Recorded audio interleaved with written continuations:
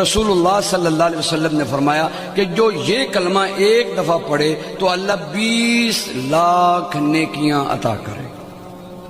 کتنی نیکیاں بھی؟ 20 لاکھ نیکیاں. سبحان اللہ. یہ بہت بڑے تاجر کو بھی ایک دن کی کمائی 20 لاکھ تقریباً نہیں ہوتی ہوگی، تو وہ کوشش کے ساتھ پہنچ جائے تو پہنچ جائے. یہ 20 لاکھ. آپ کتنے خوش قسمت ہیں، یہاں 2 گھنٹے بیٹھے ہیں اور 2 گھنٹوں کی برکات یہ کہ جب آپ اٹھ کر جائیں گے تو آپ کے جنت کے بینک میں 20 لاکھ نیکیاں اللہ جمع کروا دے گا.